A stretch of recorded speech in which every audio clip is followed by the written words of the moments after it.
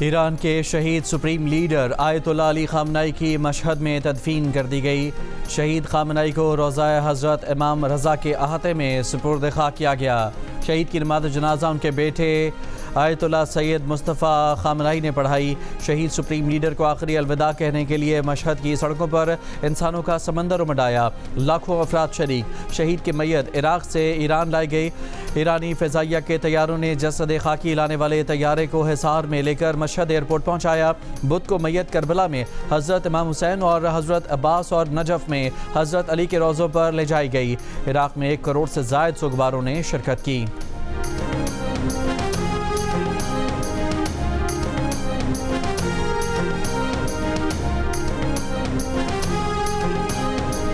ایرانی وزیر خارجہ عباس عراقچی کا فیلڈ مارشل عاصم منیر کو فون، خطے کی تازہ صورتحال پر گفتگو۔ ایرانی وزارت خارجہ کے مطابق ایرانی وزیر خارجہ نے ایران کے خلاف امریکی حملوں کی مذمت کی۔ عباس عراقچی نے عمانی وزیر خارجہ بدر بن حمد البوسعیدی اور ترک وزیر خارجہ حکان فیدان سے ٹیلی فون پر بات کی۔ تینوں وزرائے خارجہ نے کشیدگی میں اضافہ روکنے کے لیے سفارتی چینلز استعمال کرنے کی ضرورت پر زور دیا۔ دہشت گردی کے پیچھے بھارت ہے۔ بھارت دہشت گرد تنظیموں کو اسلحہ اور پیسہ دیتا ہے۔ افغانستان سے مل کر یہ دہشت گرد حملے کرتے ہیں اور کچھ خارجی ہاتھ بھی ہیں جن کا ذکر ابھی نہیں کر سکتے۔ وزیر اعظم شہباز شریف نے صاف صاف بتا دیا، اپنا فیصلہ بھی سنا دیا کہ وفاقی حکومت، فیلڈ مارشل اور بلوچستان حکومت تمام وسائل کے ساتھ دہشت گردی کا فتنہ ختم کریں گے۔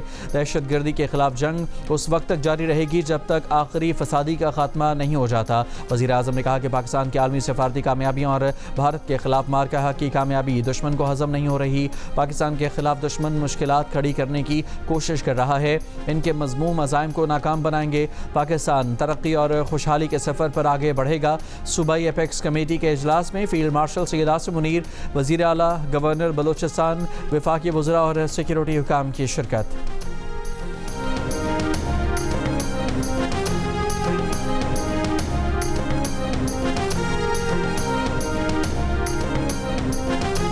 مانگی ڈیم حملے میں شہید 14 پولیس اہلکاروں کی نماز جنازہ ادا۔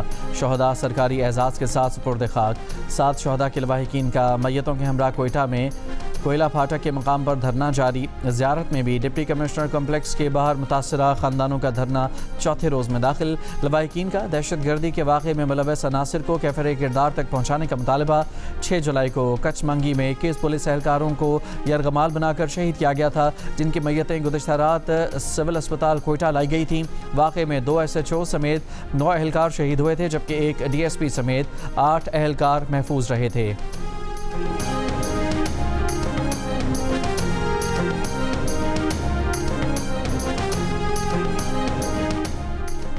کوئٹہ کے علاقے ہنا اڑک میں دہشت گردی کے واقعات کے خلاف دھرنا جاری۔ دھرنے کے شرکاء کا ہنا اڑک کے واقعے میں ملوث عناصر کو کیفر کردار تک پہنچانے اور مغویوں کو بازیاب کرانے کا مطالبہ۔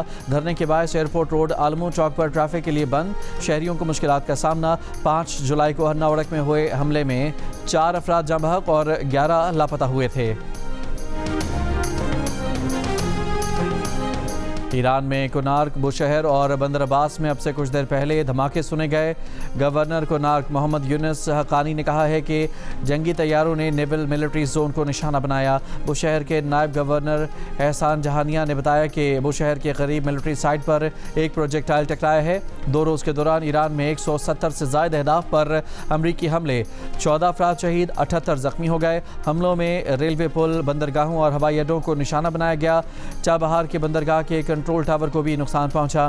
ریلوے تنصیبات پر حملوں کے بعد تہران مشہد ٹرین سروس معطل۔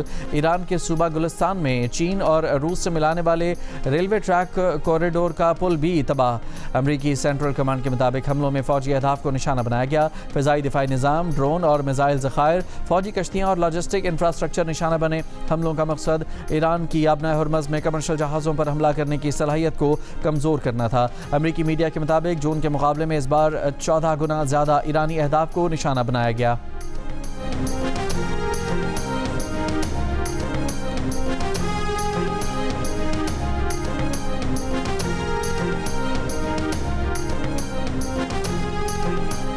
ایران کے قطر، کویت، بحرین اور اردن میں امریکی اڈوں پر میزائل اور ڈرون حملے۔ اردن کے سرکاری ٹی وی کے مطابق ایران کی جانب سے 8 میزائل فائر کیے گئے جنہیں مار گرایا گیا، کوئی نقصان نہیں ہوا۔ ایرانی فوج کا کویت میں پیٹریاٹ میزائل نظام کو نشانہ بنانے کا دعویٰ۔ ایرانی فوج نے کہا کہ قطر میں پیشگی اطلاعی نظام اور بحرین میں امریکی فوج کے تیل ذخائر کو ہدف بنایا گیا۔ کارروائی میں مختلف ڈرونز بڑی تعداد میں استعمال کیے گئے۔ پاسداران انقلاب نے خبردار کیا ہے کہ امریکہ نے اب حملہ کیا تو خطے میں دیگر امریکی اڈوں پر بھی کارروائیاں کی جائیں گی۔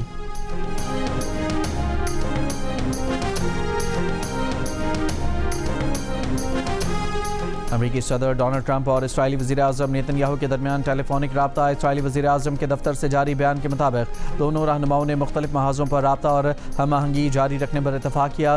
صدر ٹرمپ نے نیتن یاہو کو خلیج میں امریکی اقدامات سے آگاہ کیا۔ اسرائیلی وزیراعظم نے ترک صدر اردوان اور ان کے رفقا کی جانب سے اسرائیل کے خلاف دیے گئے بیانات کی سنگین معاملے بھی اٹھایا۔ اسرائیل کی سرحدوں کے ساتھ حفاظتی زونز برقرار رکھنے کی ضرورت پر زور بھی دیا۔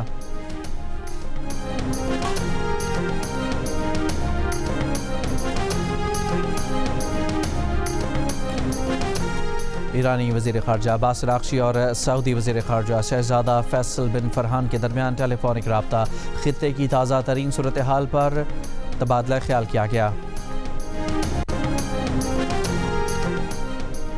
روسی وزیر خارجہ سرگئی لاوروف کا امریکہ اور ایران کے درمیان کشیدگی کے منصفانہ حل پر زور۔ کہا کہ معاہدے میں صرف امریکہ اور ایران ہی نہیں بلکہ پڑوسی اور دیگر متعلقہ فریقین کے مفادات کا بھی خیال رکھا جانا چاہیے، کیونکہ کشیدگی سے کئی ممالک اور عالمی معیشت متاثر ہو رہی ہے۔ آپ نے ہرمز اور خلیج فارس میں پیش آنے والے واقعات کے حوالے سے ایران اور روس کا موقف مشترک کہا ہے۔ مسئلے کا حل تلاش کرنا ضروری ہے۔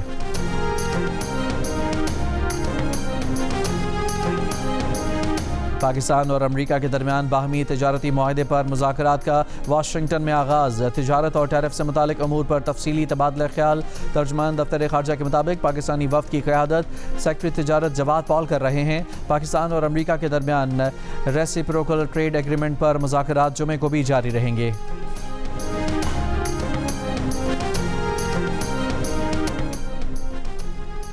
اینڈی برنہم کے بلا مقابلہ وزیر اعظم برطانیہ منتخب ہونے کے امکانات روشن۔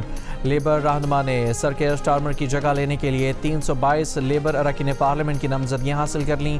لیبر قیادت کے امیدوار کو 81 ارکان پارلیمنٹ کی حمایت درکار ہوتی ہے۔ نامزدگیوں کا مرحلہ 15 جولائی تک جاری رہے گا۔ اور ورلڈ کپ فٹ بال فائنل مرحلے کا آغاز۔ میگا ایونٹ کے پہلے کوارٹر فائنل میں فیورٹ فرانس کا مراکش سے مقابلہ جاری۔ تاہم فرانس کے اسٹرائکر امباپے پہلے ہاف میں پینالٹی کک پر گول کرنے میں ناکام ہو گئے۔ پہلا ہاف بغیر کسی گول کے ختم۔